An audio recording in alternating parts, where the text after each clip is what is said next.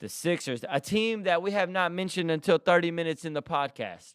That's pretty much saying something because last year they were right on the brink. Last year, Joel Embiid was the MVP. This year, I don't think we've mentioned Joel Embiid, but maybe one or two times all year.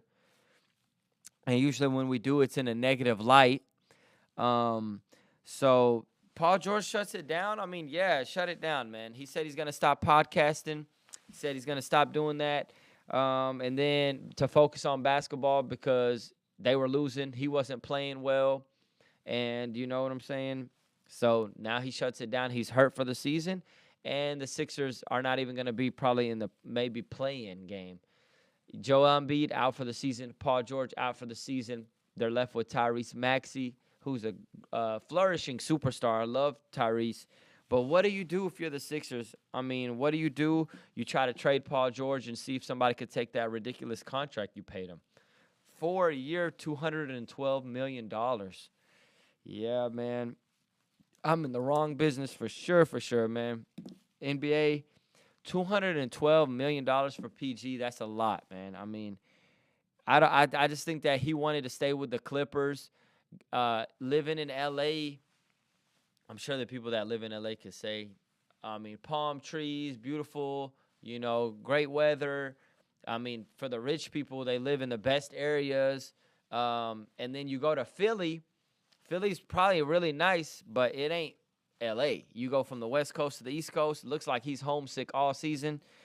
Yeah, PG is out of there, bro. I think they should try to get rid of PG. I don't see it getting any better. I really don't.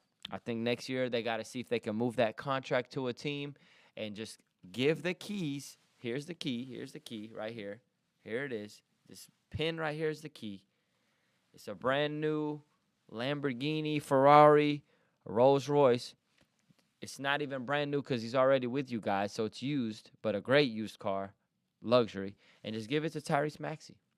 He's already on y'all's team, bro. He's a bona fide bucket, 28 points a game, easily all-star. He didn't make all-star this year because they suck as a team, but he's an all-star player easily.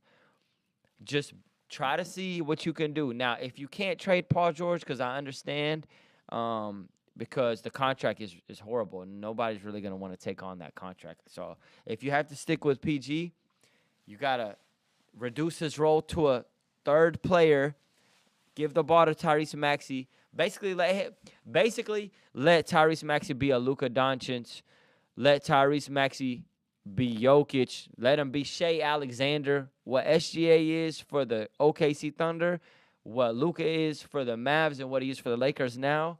Let Tyrese Maxey be for the Sixers. Yeah. And then build around that, and maybe you have something, because he's been the only consistent player that doesn't really get hurt too much, that is going to show up to work. Embiid, obviously, the process never processed. Last year, he was an MVP. Now, when I say that, I'm not trying to be disrespectful. Embiid is an incredible player, like for real. I mean, last year he was 33 points, 12 rebounds, and a certain number of assists. You don't become the MVP of the NBA and then you're trash. Like, I can't. I'm not one of those people.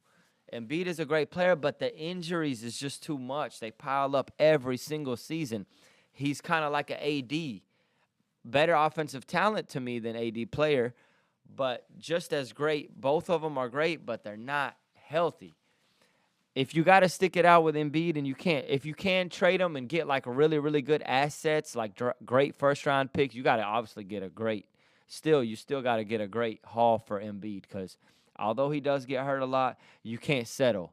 You got to get a great haul for him. If you can get a great haul for him and keep Maxey as the centerfold, do it. If you can't, you got to go to the nearest, if you're Arabic, mosque, if you're Christian, church, if you're something else, go where you pray and pray that Embiid is healthy.